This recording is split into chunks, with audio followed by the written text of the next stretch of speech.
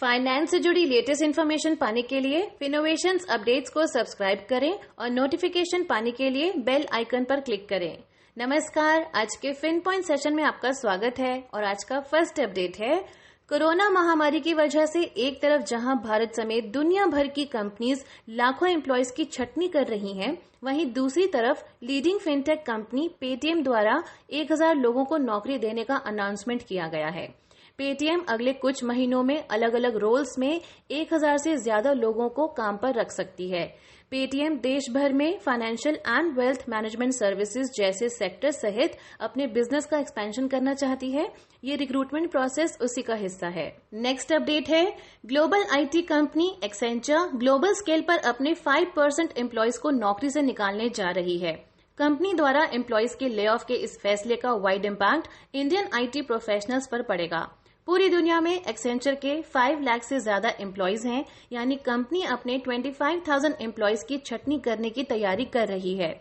भारत में इस कंपनी के 2 लाख से ज्यादा एम्प्लॉयज हैं। इस हिसाब से सिर्फ भारत में ही 10,000 लोगों की नौकरी पर तलवार लटक रही है। नेक्स्ट अपडेट है कोरोना काल में जहां दुनिया के कई देशों की इकोनॉमी बेहाल है, वहीं दुनिया के टॉप अमीरों की वेल्थ दिन दोगुना रात चौगुना की रफ्तार से बढ़ रही है। अमेरिकी शेयर बाजारों में लगातार 4 सीजन से जारी तेजी से दुनिया के टॉप अमीरों में शामिल 3 लोगों की पर्सनल वेल्थ में भारी इंक्रीमेंट हुआ है।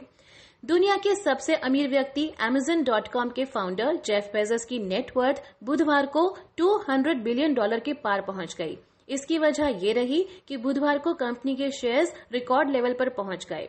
इससे उनकी फॉर्मर वाइफ मैकेंजी स्कॉट भी दुनिया की सबसे अमीर महिला बनने के करीब पहुंच गई हैं। अब उनके आगे सिर्फ लॉरियल की फ्रैंकोइस बेटनकोर्ट मेयर्स हैं। इस बीच एलन मस्क भी $100 बिलियन के क्लब में शामिल हो गए हैं। ब्लूमबर्ग बिलियनियर्स इंडेक्स के अनुसार टेस्ला इंक के शेयर्स में बुधवार को आई तेजी से उनकी नेटवर्थ $101 बिलियन पहुंच गई है। नेक्स्ट अपडेट है एक ब्रोकरेज कंपनी की रिपोर्ट के अनुसार सेंट्रल एंड स्टेट गवर्नमेंट्स का joint loan current financial year में ग्रॉस डोमेस्टिक प्रोडक्ट यानी जीडीपी का 91% के रिकॉर्ड लेवल पर पहुंच सकता है। अगर ये होता है तो 1980 के बाद जनरल गवर्नमेंट लोन का ये सबसे हाईएस्ट लेवल होगा। उसी समय से ये डेटा रखा जाना शुरू हुआ था।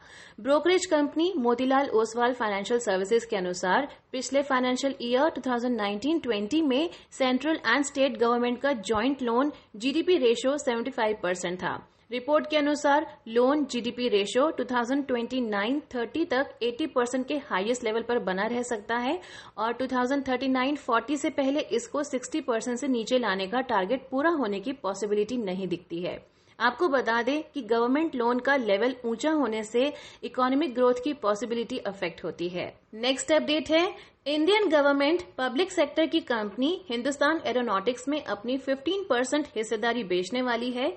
डिफेंस सेक्टर की इस कंपनी के शेयर्स के लिए 1001 रुपीज का फ्लोर प्राइस रखा गया है।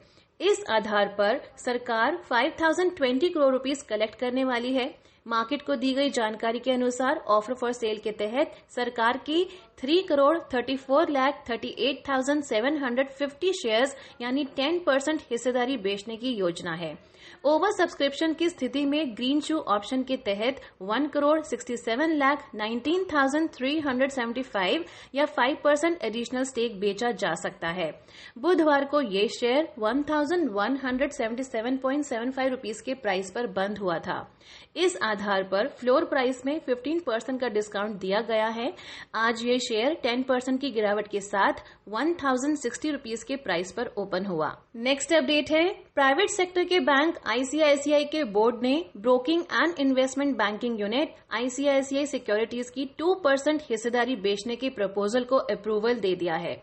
इस बिक्री के जरिए कंपनी में पब्लिक इन्वेस्टर्स के मिनिमम स्टेक की लिमिट को 25% तक पहुंचाया जाएगा। 30 जून तक आईसीआईसीआई बैंक के पास आईसीआईसीआई सिक्योरिटीज की 79.22% हिस्सेदारी थी। मार्केट के नियमों के अनुसार आईसीआईसीआई बैंक को अगले साल मार्च तक अपनी ब्रोकरेज यूनिट में हिस्सेदारी 75% तक पहुंचानी होगी।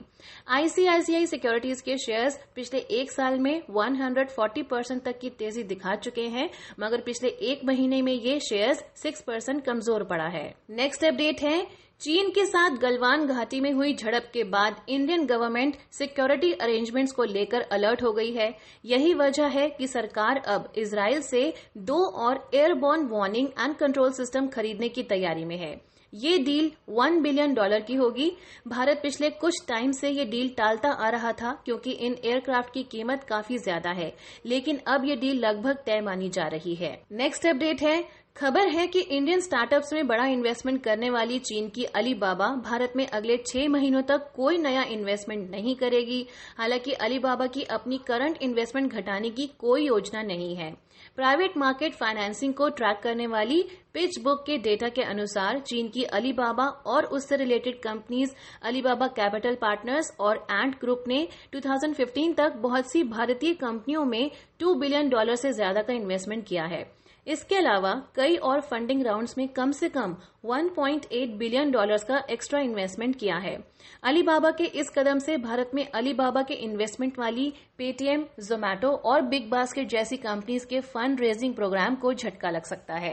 नेक्स्ट अपडेट है, दिल्ली हाई कोर्ट से बिजनेसमैन अनिल अंबानी को बड़ी राहत मिली है। हाई कोर्ट ने अनिल अंबानी के खिलाफ जारी insolvency and bankruptcy court process पर रोक लगा दी है। ये मामला रिलायंस कम्युनिकेशंस लिमिटेड और रिलायंस इंफ्राटेल लिमिटेड द्वारा स्टेट बैंक ऑफ इंडिया से लोन लेने के मामले में उनकी तरफ से पर्सनल गारंटी से जुड़ा है। नेक्स्ट अपडेट है, पीएमओ ने रेलवे के डेडिकेटेड फ्रेट कॉरिडोर में हो रही देरी पर कुछ दिन पहले चिंता जताई थी। रेलवे ने इस पर सफाई दी है। उसने इसके लिए कॉन्ट्रैक्टर्स के धीमे काम, कुछ जगहों पर लॉ एंड ऑर्डर की स्थिति और स्टेट में लैंड एक्विजिशन के स्लो प्रोसेस को इसका मेजर रीजन बताया है। रेलवे ने 2 अंडर कंस्ट्रक्शन कॉरिडोर्स के एक इंटरनल एनालिसिस के बाद देरी के कारणों की पहचान की है।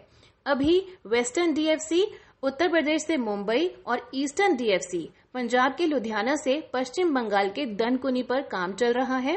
एनालिसिस में पता चला है कि Alstom, Hitachi, GMR Infra, TPL, Aldesa, Texmaco Rail and Engineering जैसे बड़े कॉन्ट्रैक्टर्स या तो वर्कर्स नहीं जुटा पा रहे हैं या पैसे की कमी से जूझ रहे हैं या फिर काम में ढिलाई कर रहे हैं।